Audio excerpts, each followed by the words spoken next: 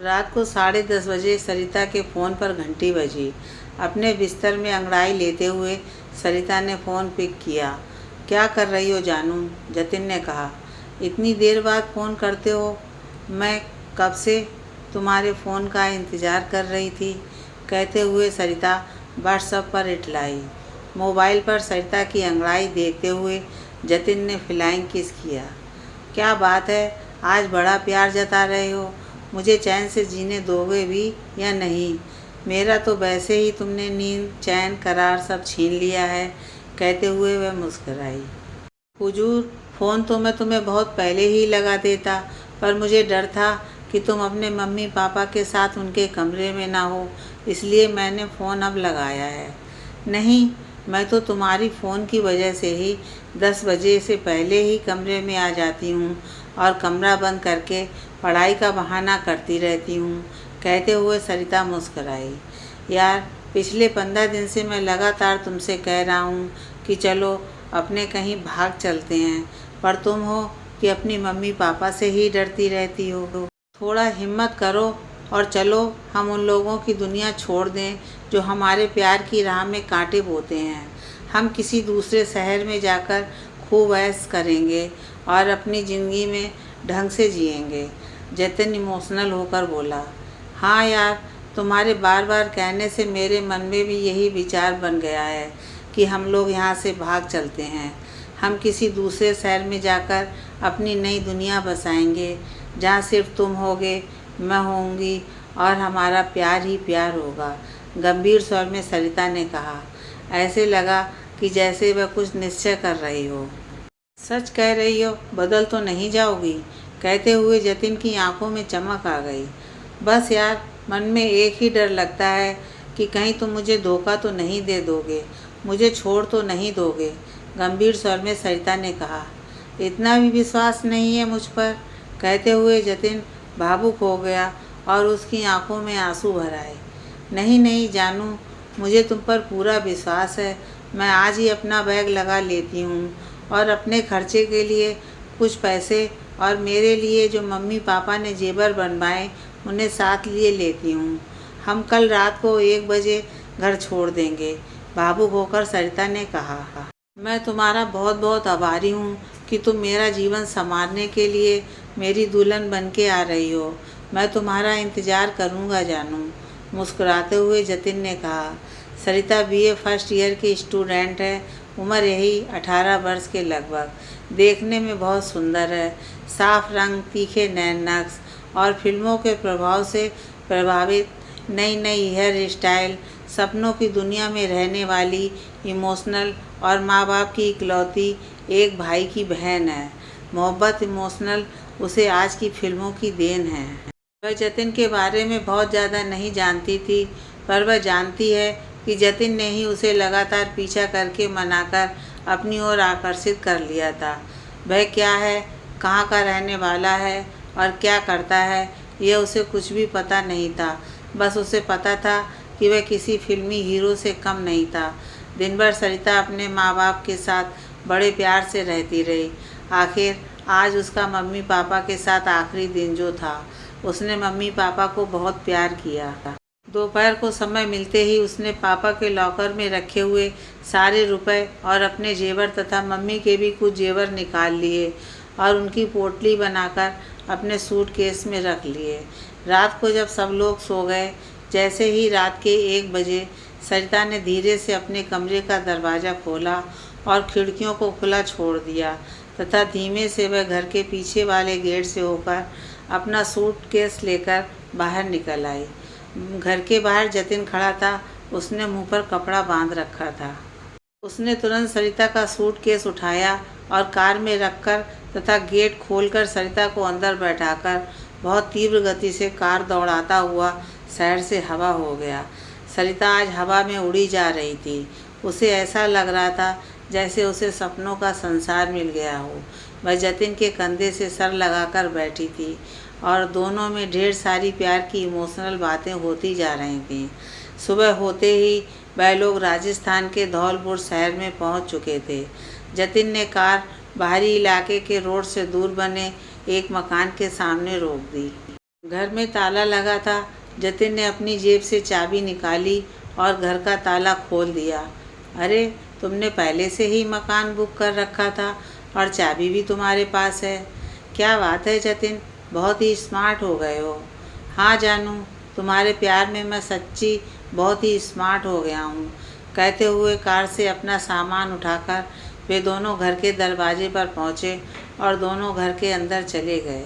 घर बहुत अच्छी तरीके से सजा था। उसके घर में सुख सुविधा की सारी चीज़ें पहले से ही मौजूद थीं। खाना फ्रिज में बना रखा था।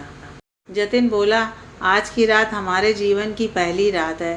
देखना सरिता, तुम इस रात को जीवन भर भुला नहीं पाओगे। हाँ, मुझे पता है तुम मुझे बहुत प्यार करने वाले हो। मैं कैसे इस रात को भूल पाऊंगी, मुस्कुराते हुए सरिता ने कहा। जतिन ने सरिता के लिए फूलों का बिस्तर सजा दिया। सरिता ने अपने बैग से दुल्हन का जोड़ा निकाला और अपने साथ लाए हुए सारे जेवर पहन लिए। इसके बाद वह दुल्हन बनकर अपनी सेज पर जा बैठी। जतिन ने एक गिलास शरबत का फ्रिज से लेकर सरिता को पिला दिया। शरबत पीने के बाद सरिता जैसे दूसरे जहान में पहुंच गई। धीरे धीरे वह अपनी चेतना खोती गई। उसे हर पल यही महसूस होता था जैसे वह हवा के घोड़े पर सवार है और कई राजकुमार उसके शरीर के साथ अटखेलियाँ कर रहे हैं। वह प्रतिरोध तो कर रही है पर उन सबसे अपने को मुक्त नहीं कर पा रही है। सुबह को जब सरिता की आँख खुली तो उसने देखा कि उसके पलंग पर 4 लोग उसके साथ लेटे हुए हैं। उसने अपने शरीर पर हाथ लगाया। उसका शरीर कपड़े विहीन था, ना ही उसके जेवर उसके शरीर पर थे। जतिन का कमरे में नामो निशान तक नहीं था।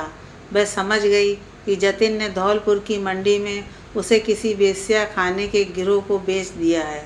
उसने अपने शरीर पर दृष्टि डाली तो उसे महसूस हुआ कि सारी रात उसके साथ दरिंदगी के साथ नोच खसोट हुई है। उसका सारा बदन फोड़े सा दुख रहा था। उसे अपने मम्मी पापा की, अपने कॉलेज की और अपने घर की बहुत याद आई और वह फूट फूट कर रो पड़ी। पर उसका रुदन सुनने वाला वहाँ कोई नहीं था। अगले ही दिन से वहाँ से उसे कार से मुंबई के लिए रवाना कर दिया गया और वह मुंबई के रेड लाइट एरिया में धकेल दी गई। लगभग 4 माह तक, सुबह से शाम तक, रात से सुबह तक उसके साथ पशुओं जैसा बर्ताव होता था। न जाने कितने ग्राहक आए और गए। उसे अब अपने शरीर का भी होश नहीं था। एक दिन जब वह एक ग्राहक के साथ जुहू बीच पर गई थी तो सीबीआई के रेड में वह पकड़ गई और उसे जेल भेज दिया गया। वहाँ पर उसने अपनी आप बीती सुनाई और अपने घर का पता दिया तथा अपने पिता का फ़ोन नंबर भी दिया। सरिता के घर वालों से जब उसकी बात कराई तो सरिता के पिता और माताजी ने उससे स्पष्ट कह दिया कि अब उनके घर में उसकी कोई जगह नहीं है। उन्होंने सब लोगों को बता दिया है कि सरिता जंगल में इस तालाब के किनारे घूमने गई थी और वहाँ तालाब में गिरकर डूब गई। उसे मगरमच्छ खा गया है। सरिता अपनी ज़िंदगी से बुरी तरह से निराश हो गई थी। उसने मन में सोच लिया था कि इस नर्क की ज़िंदगी से तो अच्छा है कि वह मौत को गले लगा ले। सीबीआई अफसर मिस्टर मल्होत्रा लगभग 59 साल के व्यक्ति थे। उन्हें सरिता की दिमागी हालत का अंदाज़ा हो गया था।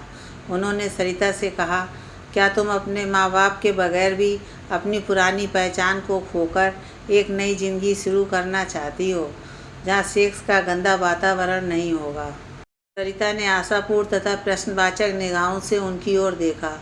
मल्होत्रा जी ने कहा, दिल्ली में एक बड़ी कंपनी है जिसके मालिक से मेरी पहचान है। मैं उनसे कहकर तुम्हारे लिए तुम्हारी योग्यता के हिसाब से एक नौकरी की व्यवस्था करवा दूंगा और तुम्हारे रहने के लिए यंग वुमेन क्रिश्चियन एसोसिएशन के हॉस्टल में व्यवस्था करवा दूंगा। बेटी, तुम वहाँ पर एक नई ज़िंदगी शुरू कर सकती हो जिसमें ना तो सेक्स के दलालों का दखल होगा और ना ही तुम्हारे माँ बाप की तुम्हें तिरस्कार से देखने वाली नज़रें। सरिता ने नई उम्मीद से सिर हिलाकर स्वीकृति दी और मल्होत्रा जी ने अपना वादा निभाया। सरिता दिल्ली चली गई और उसने नई ज़िंदगी शुरू कर दी। आज इस घटना को लगभग 15 वर्ष बीत चुके हैं। सरिता आज उसी कंपनी में एक अच्छे पद पर कार्यरत है। अब उसे अपने माँ बाप और स्वार्थी पुरुष जाति से कोई मोह नहीं है।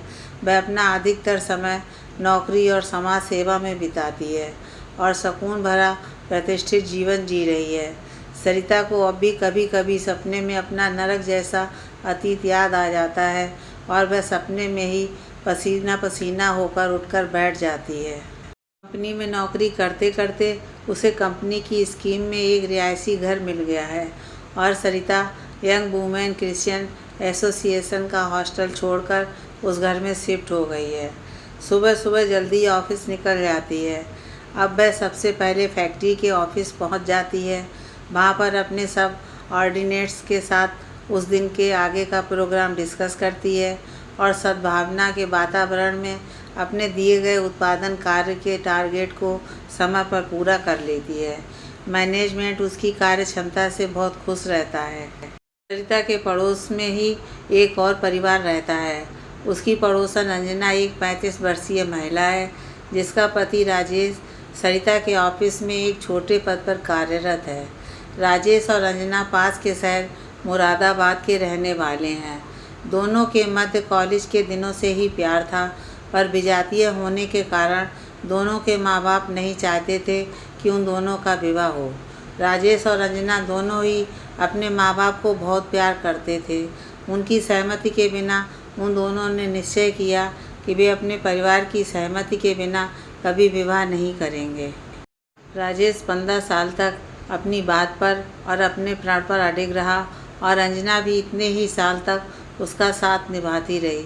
वह दोनों कभी कभी ही मुश्किल से मिल पाते थे, पर उनका इतना ही मिलना एक दूसरे को इतना सहारा देता था कि 15 वर्ष कब गुजर गए पता ही नहीं चला। इन 15 वर्षों में उन दोनों के छोटे भाई बहनों के विवाह हो गए और बच्चे भी हो गए। राजेश का अंजना के प्रति असीम समर्पण देखकर राजेश के पिता और माता को अपनी भूल का एहसास हुआ और उन्होंने अपनी जिद छोड़ दी। वह दोनों विजातीय अंजना के पिता के घर जा पहुँचे और हाथ जोड़कर उन्होंने अपने बेटे के लिए अंजना का हाथ मांग लिया। 15 साल से अंजना के विवाह के लिए परेशान उसके माता पिता ने तुरंत हामी भर दी और दोनों परिवारों की सहमति से अंततः राजेश और अंजना प्रणय बंधन में बंध गए। विवाह के 1 वर्ष बाद उनके यहाँ एक बेटी का जन्म हुआ। फूल सी बेटी को पाकर अंजना और राजेश की खुशी कई गुना बढ़ गई। उन्होंने अपनी बेटी का नाम जेनी रखा। अंजना शाम के समय थोड़ा सा समय निकालकर अपनी बेटी जेनी को लेकर सरिता के घर आती जाती रहती थी। दोनों में अच्छी दोस्ती भी हो गई थी। अंजना की बेटी जेनी भी सरिता से बहुत हिल मिल गई थी। जीवन भर से प्यार और स्नेह की प्यासी सरिता को 1 साल की बच्ची का निश्चल प्यार एक माँ का सा अधिकतम सुख देता था। सरिता जब भी ऑफिस से आती अपना बैग एक तरफ रखकर वह सबसे पहले जेनी को खिलाने के लिए उसे गोद में लेने के लिए दौड़ पड़ती थी। सरिता को जब भी समय मिलता है लौटते समय बाजार से जेनी के लिए ममता से भरकर कोई छोटा मोटा खिलौना या अन्य कोई उपहार अवश्य ले आती थी। अंजना को कभी कभी सरिता के किए गए एहसान बाहर से लगने लगते, पर सरिता का निश्चल स्नेह उसे सरिता को कुछ भी कहने से एकदम रोक देता था। सरिता का पुरुषों के प्रति शंका का स्वभाव उसे किसी भी हालत में अंजना के पति से बात करने में और मिलने में एक अवरोध का कार्य करता था। राजेश भी सरिता का बहुत सम्मान करता था। अपनी फैक्ट्री और ऑफिस में कार्य करने वाले सभी लोगों पर और राजेश पर भी उसकी कार्य कुशलता का बहुत बड़ा प्रभाव था। अंजना के स्वभाव कुछ दिनों से थोड़ा नरम गरम बना रहता था। राजेश और अंजना खुशी के संसार में ही मुक्त पंछियों की भांति उड़ते रहते थे, पर अंजना का वजन धीरे धीरे कम होता और उसकी तबीयत खराब होना राजेश को बहुत चिंतित करते रहते थे। खुशी में डूबी अंजना को इन बातों की कोई परवाह नहीं थी। बसंत खत्म होने को था और होली सर पर आ गई थी। तभी अचानक एक दिन शाम को अंजना चक्कर खाकर अपने आंगन में गिर पड़ी और उसे चोट भी लग गई। उसकी बेटी जेनी तेज तेज रो रही थी। तभी सरिता का ऑफिस से घर आना हुआ। ताला खोलकर उसने बैग अंदर रखा, तभी उसे पड़ोस में जेनी के सिसक सिसक कर रोने की आवाज़ आई। इससे पहले ऐसा कभी नहीं हुआ था। सरिता अपना दरवाज़ा खुला छोड़ तेज़ी से अंजना के घर की ओर दौड़ी और उसने जेनी को उठाकर अपने गले से लगा लिया। जेनी ने हाथ के इशारे से बताया कि उसकी मम्मी माँ कमरे की देहरी पर बेहोश पड़े हैं। सरिता ने अंजना के मुंह के ऊपर पानी के छींटे मारे और उसे होश में लाकर बिस्तर पर लिटाया। तब तक राजेश भी ऑफिस से घर आ चुका था। राजेश अंजना की हालत देखकर बुरी तरह से घबरा गया। सरिता ने स्नेह से राजेश को डांट लगाई और कहा, यह समय घबराने और रोने का नहीं है, जल्दी से अंजना को हॉस्पिटल ले चलना है। हॉस्पिटल में डॉक्टर ने अंजना का निरीक्षण किया और कुछ टेस्ट कराने को कहा। अंजना को हॉस्पिटल में भर्ती कर लिया गया। अगले रोज़ रिपोर्ट आई तो पता चला कि अंजना को 4थी स्टेज का कैंसर है और अब ठीक होने की स्थिति में नहीं है। डॉक्टर ने बताया कि अब इलाज कराने से कोई फ़ायदा नहीं होगा। आप इन्हें घर ले जाएं और इनकी ठीक से देख रेख करते रहें ताकि अपना अंतिम समय सुख से अपनों के बीच व्यतीत कर सकें। इसके साथ ही डॉक्टर ने अंजना के लिए कुछ तीव्र प्रभाव वाली दर्द निरोधक दवाएं भी लिख दी ताकि अपने अंतिम दिनों में अंजना को दर्द का कष्ट ना मिले। अंजना को लेकर अब राजेंद्र घर आ गए तो उन दोनों को यह स्पष्ट आभास हो चुका था कि उनका सुनहरा संसार अब हमेशा के लिए उजड़ गया है। अंजना के पास लगभग 1 माह का समय था। उसकी हालत धीरे धीरे और ख़राब होती जा रही थी। सरिता कई बार ऑफिस से जल्दी घर आ जाती थी और जैनी को तो संभालती ही थी, साथ साथ ही अंजना का भी बहुत ध्यान रखती थी। जैसे दिए का तेल धीरे धीरे खत्म होता जाता है तो अंतिम समय पर उसकी लौ तेज हो जाती है, उसी तरह अंतिम समय अंजना पूरे होश में आ गई। उसने सरिता का हाथ पकड़ा और बोली, मेरे जाने के बाद तुम क्या मेरी बेटी का ध्यान रख सकोगी? ये मेरी और राजेश की प्यार की निशानी है, इसे अनाथ मत होने देना, इसका ध्यान रखना। इतना कहकर अंजना का सिर एक ओर लुढ़क गया। सरिता अपने मुंह से ना तो हाँ की और ना ही ना कह सकी। वह किंकर्तव्य विमूढ़ सी होकर बैठ गई। उसने राजेश को फ़ोन किया कि जल्दी से घर पर आ जाओ। राजेश अंजना के जाने से मानो पागल सा हो गया। वह जैनी को गले लगाकर घंटों रोता रहता था। कभी आंखों से आंसू निकलते थे, कभी खाली आंखों से आसमान ताका करता था। राजेश और अंजना के परिवार के सभी लोग आए थे। दोनों परिवार के लोगों ने राजेश को कहा कि वे जैनी को अपने साथ ले जाएंगे, पर राजेश ने दोनों परिवारों को दृढ़ता से मना कर दिया। थक हार कर उसके सारे रिश्तेदार अपने घर लौट गए। अब घर पर राजेश था और जैनी। राजेश अब जैनी के माँ और पिता दोनों का रोल अदा कर रहा था। जैनी के जागने पर और रोने पर वह एकदम अपने बिस्तर से उठ जाता और उसे गले लगाकर रुदन के स्वर में अनगढ़ लोरी सुनाता रहता था। राजेश दिन में नौकरी पर जाता था तो वह जैनी को क्रैश में छोड़ आता था और शाम को ऑफिस से लगभग दौड़ते हुए आते अपनी बेटी को गले से लगाकर घर में चला जाता था। सरिता यथासंभव जैनी की देख रेख करती रहती थी। उसका मन हमेशा ममता से भरा रहता और वह जैनी को माँ की तरह प्यार करती रहती थी।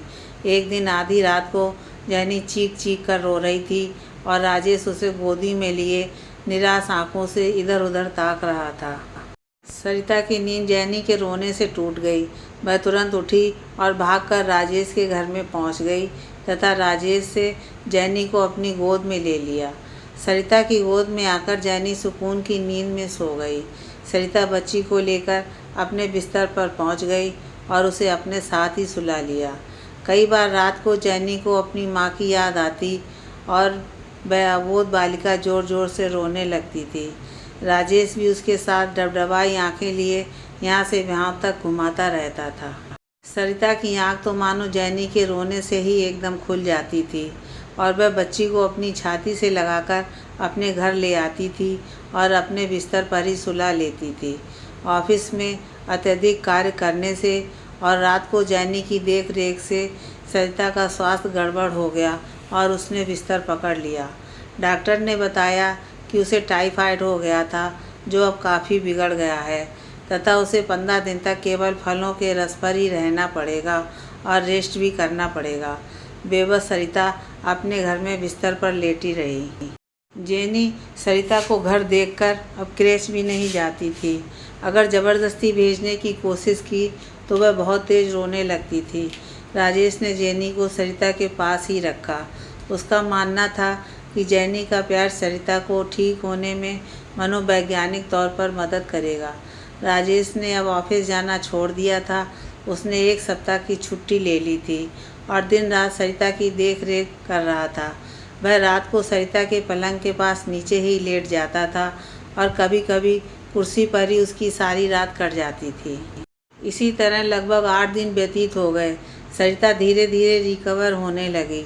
उसका स्वास्थ्य अब सामान्य होता जा रहा था। जैनी इन 8 दिनों में सरिता से इतनी हिलमिल गई थी कि जब राजेश ने जैनी को क्रेच में भेजना चाहा तो वह ना जाने की जिद करके बिलख बिलख कर रो पड़ी। इतनी अबोध बच्ची को रोते देखकर सरिता खुद भी रोने लगी और रोते हुए उसने बच्चे को उठाकर अपने गले से लगा लिया। सरिता जैनी को गोद में लेकर काफ़ी देर तक कुछ सोचती रही। फिर दृढ़ निश्चय के साथ वह राजेश के पास आई और उसने कहा, राजेश, क्या तुम मुझसे विवाह करोगे? यह विवाह मेरे लिए नहीं, सिर्फ मेरी जैनी के लिए है।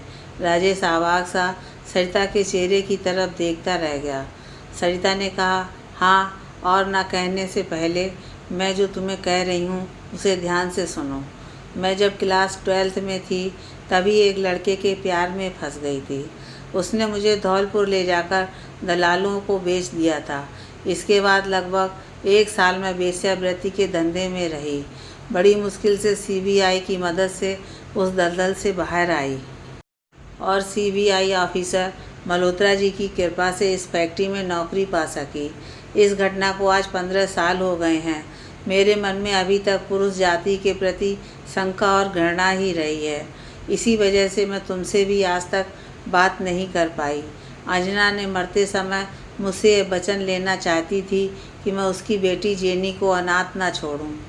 तुम्हारी निश्चल सेवा ने और जैनी के प्यार ने आज मुझे विवश कर दिया है कि मैं तुम्हें सारी हकीकत बताकर तुमसे विवाह का प्रस्ताव रखूं।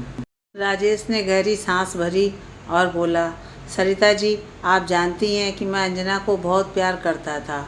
उसके लिए मैंने 15 वर्ष तक विवाह भी नहीं किया था। अगर अंजना ने आपसे यही मांगा है तो इसकी इच्छा मेरे लिए ईश्वर के आदेश की तरह है। आपकी जैनी के प्रति ममता और स्नेह को मुझसे बेहतर कौन समझ सकता है। आपका अतीत कुछ भी रहा हो, पर आप वर्तमान में हमारी सारी फैक्ट्री के लिए श्रद्धा और राधा की तरह आदर के पात्र हैं। मैं अपना सर झुकाकर आपका विवाह प्रस्ताव ईश्वर के एक वरदान की तरह मानकर स्वीकार करता हूँ।